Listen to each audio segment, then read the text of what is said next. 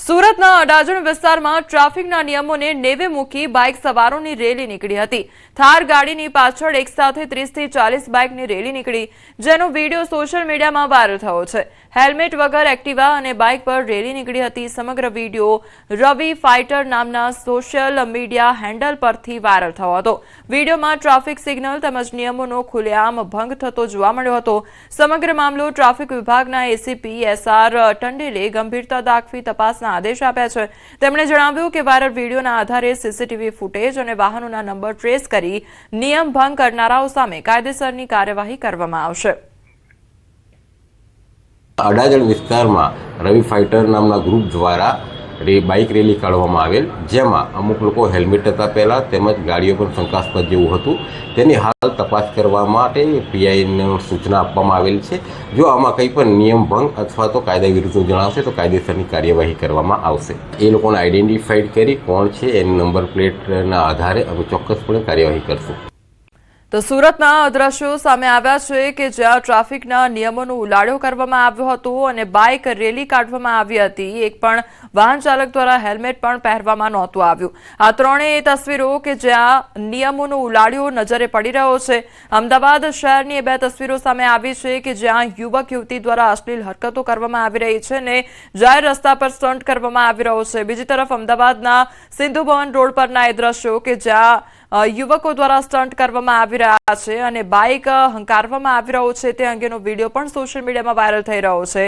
અને ત્રીજા સુરતના એ દ્રશ્યો કે જ્યાં નિયમોનો ભંગ કરવામાં આવી રહ્યો છે અને બાઇક રેલી કાઢવામાં આવી હતી અને એક પણ વાહન ચાલક દ્વારા હેલ્મેટ પણ નહોતું પહેરવામાં આવ્યું। દાહોદના કસ્બા વિસ્તારમાં ધોળા દિવસે ફાયરિંગનો મામલો સામે આવ્યો છે। બે પક્ષો વચ્ચે બબાલ બાદ ફાયરિંગ થયું હતું। અગાઉના ઝઘડામાં સમાધાન મુદ્દે મળ્યા હતા અને ફાયરિંગની ઘટનામાં બે વ્યક્તિઓને ઈજા પણ પહોંચી છે। ડીવાયએસપી સહિતનો કાફલો ઘટનાસ્થળે પહોંચી આવ્યો તો ફાયરિંગ બાદ ચુસ્ત પોલીસ બંદોબસ્ત પણ ગોઠવી દેવામાં આવ્યો છે।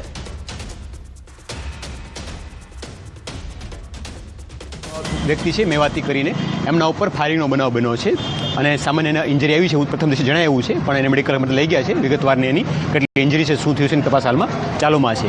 અને જે ફાયરિંગ કરનાર વ્યક્તિઓ છે એજાજ અને ઇરદિશના નામ પ્રથમ દ્રષ્ટિએ સામે આવી રહ્યા છે, તો એમના ઉપર પોલીસ કાર્યવાહી ત્યારે કરશે અને આગળની ફરિયાદ લેવાની કે આરોપીને પકડવાની કે અન્ય પુરાવા મેળવવાની કામગીરી હાલમાં ચાલુમાં છે। રાજકોટના ઉપલેટામાં જુગારધામનો પર્દાફાશ થયો છે। ફાર્મ હાઉસમાં સ્ટેટ મોનિટરિંગ સેલના દરોડા પાડવામાં આવ્યા છે। રાજેશ ઉર્ફે રાજુ ખીમાસુવાના ફાર્મ હાઉસમાં રેડ પાડવામાં આવી છે। જુગાર રમી રહેલા 7 શખ્સોની ધરપકડ કરવામાં આવી છે। પોલીસે 24.59 લાખનો મુદ્દામાલ જપ્ત કર્યો છે। છેલ્લા 6 મહિનાથી રમાડતો હતો જુગાર, ત્યારે વરલી મટકાનો જુગાર રમાડતો હોવાની કબૂલાત પણ કરવામાં આવી છે।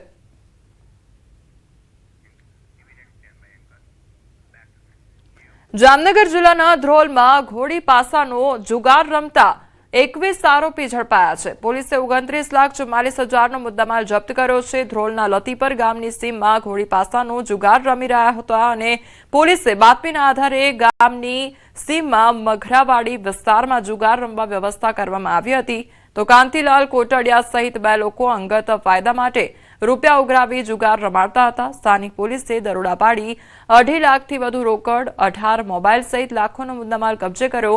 પોલીસે અન્ય ફરાર આરોપીની શોધખોળ હાથ ધરી। જુગાર રમાડતા હોવાની હકીકત આધારે પોલીસ દ્વારા રેડ કરવામાં આવેલ। રેડ દરમિયાન સ્થળ ઉપર કુલ 20 પુરુષ અને 1 સ્ત્રી એમ કહીને 21 વ્યક્તિઓ, જે તમામ ધ્રાંગધ્રા, સુરેન્દ્રનગર તેમજ મોરબી અને રાજકોટના રહેવાસી છે, તેઓની સ્થળ ઉપરથી ધરપકડ કરવામાં આવેલ। સમાચારમાં આગળ વાત કરીશું 31st પહેલા દારૂની રેલમછેલ વિશે।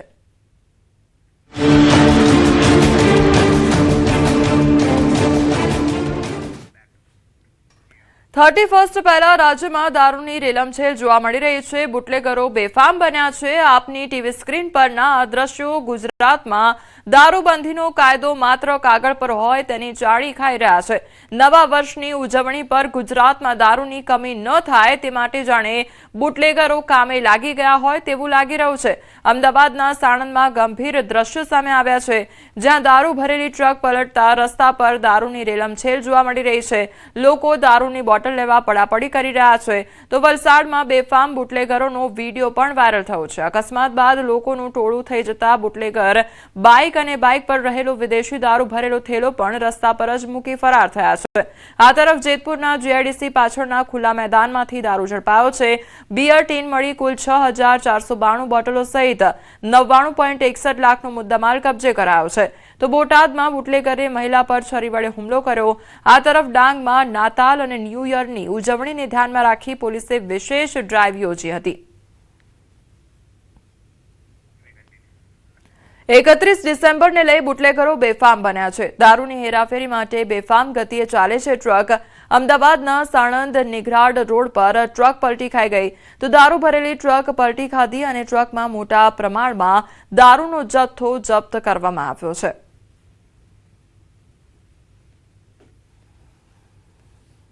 દારૂના બોટલ રોડ ઉપર વિખરાઈ જવા પામેલ છે, જે અંતર્ગત સાણંદ પોલીસ સ્ટેશન દ્વારા સમગ્ર મુદ્દામાલ કબજે લેવામાં આવેલ છે અને પોલીસ સ્ટેશન ખાતે હાલ તેની ગણતરી ચાલુ છે।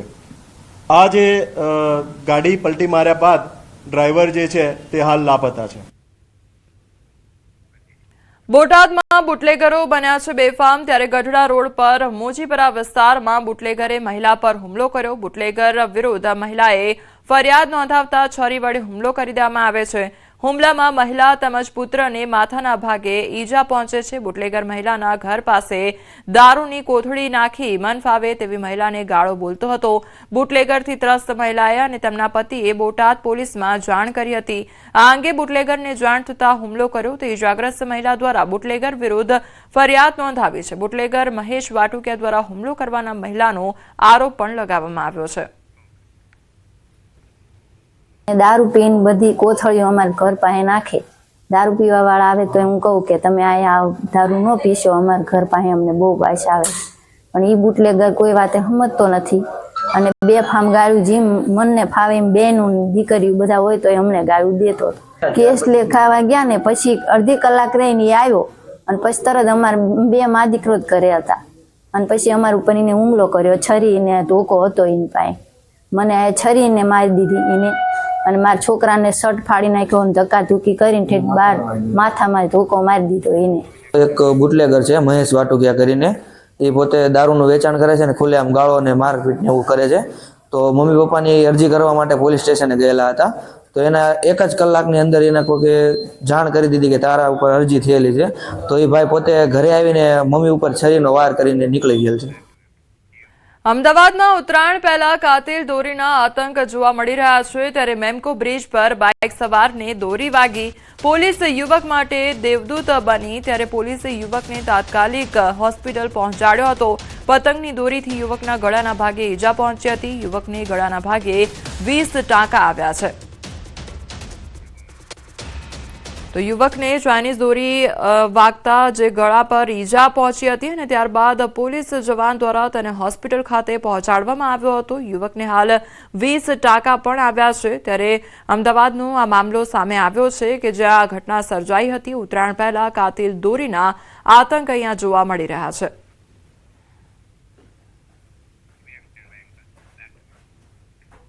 વેરાવળમાં 3 દિવસ પહેલા થયેલી આધેડની હત્યાનો મામલો સામે આવ્યો છે, ત્યારે કેસમાં 4 આરોપી ઝડપાઈ ચૂક્યા છે। ફરિયાદના આધારે પોલીસે 4 આરોપીની અટકાયત કરી છે, જ્યારે અન્ય 2 આરોપી હાલ ફરાર છે। મહત્વની વાત તો એ છે કે મૃતકને સગા શાળા અને સાસરિયા પક્ષે જ મોતને ઘાટ ઉતાર્યા છે। ત્યારે પૂનાભાઈ સોલંકી નામના શખ્સની 6 લોકોએ મળી હત્યા કરી હતી। પથ્થર અને લાકડી વડે ઢોર માર મારી મોતને ઘાટ ઉતાર્યા હતા। મળતી માહિતી મુજબ થોડા દિવસ પહેલા મૃતક અને તેના સાસરિયા વચ્ચે કોઈ વાતને લઈને બોલાચાલી થઈ હતી, જેનું મનદુખ રાખી મૃતકના સાસરિયા પક્ષે બેરહેમીપૂર્વક માર માર્યો। હાથ અને પગના ભાગે પથ્થર મારી ગંભીર રીતે ઘાયલ કરતા મોત નીપજ્યું હતું। તો આધેડની હત્યાના હૃદય કંપાવતા સીસીટીવી ફૂટેજ પણ સામે આવ્યા છે। પોલીસે 2 ફરાર આરોપીની શોધખોળ હાથ ધરી છે।